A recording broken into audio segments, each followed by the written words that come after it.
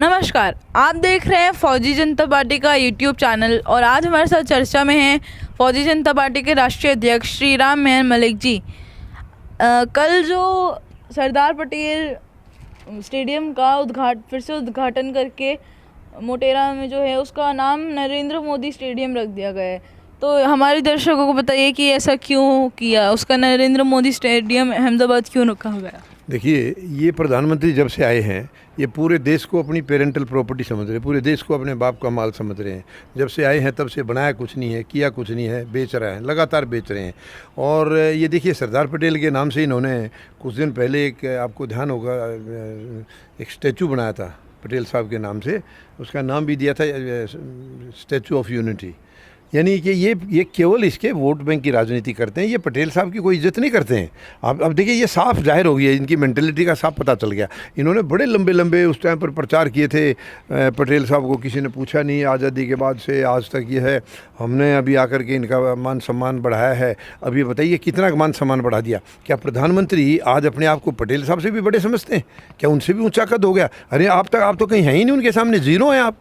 ये प्रधानमंत्री उनके सामने जीरो है बिल्कुल। किया क्या इन्होंने? उनके पटेल साहब के आप पूछिए कारनामे, क्या क्या काम किया था उन्होंने आज़ादी के दौरान में, उनका कितना बड़ा योगदान था। और उसके बाद पहले गृह मंत्री थे, हालांकि वो तो प्रधानमंत्री बनने थे, लेकिन चलिए दुर्भाग्य से अब क्या कहें उसको, पुरानी राजनीति को प्रधानमंत्री को नहीं बनने दिया, लेकिन पहले गृह मंत्री थे। और ये देश में जितनी रियासतें थी उनको सबको इकट्ठा करने में पटेल साहब का हाथ है। पटेल साहब एक बहुत ऊंचे विचारों की शख्सियत थी, बहुत महान इंसान थे। और देखिए, ये जो है ना, ये बैकवर्ड क्लासेज के लिए तो बिल्कुल ये इतना अपमान कर रहे हैं, कदम कदम पर बहुत बड़ा अपमान कर रहे हैं। और ये पटेल साहब के इन्होंने कदम को देखिए, पटेल साहब ने तो इनकी मानसिकता को पहले से समझ रखा था। आरएसएस को 2 बार बैन किया था पटेल साहब ने, सरदार पटेल साहब ने 2 बार बैन किया था। तो ये क्या है उसके आगे? इनकी औकात कुछ भी नहीं है, इनकी औकात जो है कुछ भी नहीं है। वो इसको बड़ा उग्रवादी टाइप का संगठन मानते थे पटेल साहब तो। लेकिन अब देखिए आप, एक बार उनका ऊंचा वो बना करके स्टैचू, तो क्या दिखाना चाह रहे थे, क्या बताना चाह रहे थे? देश को बेवकूफ़ बनाना चाह रहे थे। केवल वोट बैंक की राजनीति है कि भाई ये पटेल साहब का बड़ा मान सम्मान कर रहे हैं। इससे बड़ा अपमान और क्या हो सकता है? एक स्टेडियम जो उनके नाम से कर रखा था, आज तुरंत बदल करके अपने नाम से कर लिया। और देखिए, ताज्जुब की बात, आज तक जो कुछ भी हुआ है बाद में किया जाता है, खुद तो अपना कोई करता ही नहीं है। इन्होंने तो खुद ही कर लिया। अब इसमें 2 बहुत घिनौनी हरकत है, 2 बहुत गंदी हरकतें हैं। नंबर 1, जिंदा जी इसने अपने नाम पर करा लिया, तो या तो इनका टाइम नज़दीक आ गया होगा, इनको पता चल गया होगा, मुझे नहीं पता क्या कारण है, तो लग रहा होगा इनको, महसूस हो रहा होगा, और फिर खुद ही कर लिया। और देखिए, स्टेडियम हो रहा है प्रधानमंत्री के नाम से और उद्घाटन करने जाने राष्ट्रपति देश के। क्या ये शर्म की बात नहीं है? ये डूब मरने की बात नहीं है? राष्ट्रपति के हाथ से अपने नाम के स्टेडियम को इन्होंने उद्घाटन करा दिया। क्या कितनी घिनौनी हरकत है, बहुत दुख की बात है।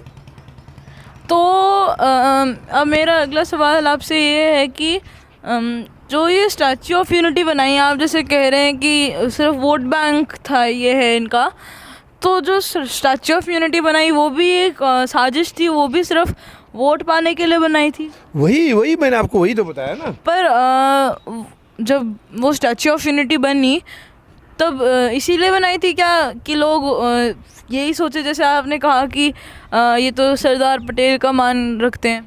देखिए, मैं बताऊं, इस सरकार को मुझे कोई शर्म नहीं है कहने में, मुझे कोई झिझक नहीं है कहने में कि ये लूटने वाली सरकार है, सबसे भ्रष्ट सरकार है ये जब से आई है लूट रही है। तो मूर्ति बनाने में भी इन्होंने पैसा लूटा होगा, कोई दो राय नहीं है, बिल्कुल लूटा होगा, क्योंकि ये हर चीज़ को इवेंट बना रही हैं। इन्होंने आज तक जो भी काम किया है वो इवेंट बनाया है ताकि उससे वोट बैंक के लिए फ़ायदा लिया जा सके। उसका रिजल्ट आप किसी का भी देख लीजिए, इन्होंने कोई भी काम आज तक ऐसा नहीं किया जिसका रिजल्ट पॉजिटिव आया।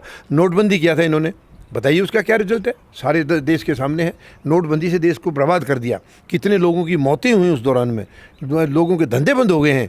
तो उसका क्या, वो उसको जो है केवल जो इनके चहेतों का काला धन था उसको सफ़ेद करने के मकसद से उसको लाया गया था, इवेंट बनाया गया था। और वो मैसेज क्या दिया देश को कि इससे उग्रवाद ख़त्म हो जाएगा। हमारे यहाँ जो बाहर से आते हैं, हर रोज़ पाकिस्तान की तरफ से उग्रवादी आते हैं, वो सब बंद हो जाएंगे, उनका पैसा ख़त्म हो जाएगा, उनकी रीढ़ की हड्डी टूट जाएगी, उनकी रीढ़ की हड्डी तो और मजबूत होगी। तो बताइए इन्होंने क्या कंट्रोल किया? जीएसटी लगाया, बिना सोचे समझे लगा दिया। पिछली गवर्नमेंट ला रही थी तो इन्होंने विरोध किया था, और जब ये आ गए तो इन्होंने तुरंत लगा दिया। उसमें भी जो मिडिल क्लास के जो धंधे थे हमारे मीडियम, वो सारे चौपट हो गए हैं, सब खत्म हो गए हैं। तो इनके पास कोई सोच नहीं है। इन्होंने वो ये कराई थी सर्जिकल स्ट्राइक 2016 में, वो भी वोट बैंक की राजनीति थी, क्योंकि जनवरी फरवरी में 5 स्टेट में चुनाव थे। तो ये जो भी काम कर रहे हैं वो केवल एक अपनी छोटी मानसिकता के हिसाब से काम कर रहे हैं। बुद्धि नाम की चीज़ है नहीं इनके अंदर, सोच नहीं है। मैं खुद अपनी तरफ से नहीं कह रहा हूँ, ये दोष नहीं दे रहा हूँ मैं इनको, इनके काम बता रहे हैं, इनके कर्म बता रहे हैं जो ये करते आ रहे हैं। तो अभी आपने कहा कि पहले भी जब ये 5 राज्यों के जब चुनाव थे तब सर्जिकल स्ट्राइक करवाई गई थी, और अभी भी 5 राज्यों के चुनाव हैं, तो क्या फिर से ऐसा कुछ होएगा? नहीं, देखिए अब ये हर वक्त तो ये नहीं ऐसे होगा, तो उसकी पकड़ा जाएगा ना ये। हालांकि देश तो समझ चुका है कि ये साजिश के तहत का। पुलवामा में भी कोई ना कोई साजिश थी, आज तक सच्चाई बाहर नहीं आई है, सच्चाई बाहर नहीं आई आज तक, उसकी कोई छानबीन नहीं हुई है। क्यों आज तक दोषी पकड़ा नहीं गया है बताइए? यानी 44 जवान हमारे यहाँ ख़त्म हो गए हैं, उसके लिए कोई चिंता नहीं है, कोई चिंता नहीं है कि कब उनको, देखिए 2 साल हो गए उन बातों को, 2 साल हो गए हैं, आज तक कोई वो कैसे इनकी इंटेलिजेंस फेल हुई है, किसकी चूक रही है, कैसे वो गाड़ी चली गई, कैसे वो आदमी सिविल का था वो चला गया, कैसे वो RDX आ गया, कोई नहीं है। तो इसमें साजिश साफ साफ नज़र आ रही है, बिल्कुल साजिश। ये सरकार ही साजिशों की है। इन्होंने कभी किसी का मान सम्मान नहीं रखा, महापुरुषों का कभी मान नहीं रखा। ये केवल दूसरे को क्रिटिसाइज करना जानते हैं, नुक्ताचीनी करना जानते हैं। पिछली सरकारों में कितनी कमियां निकालते थे ये, और आज अपने अंदर झांकते नहीं हैं।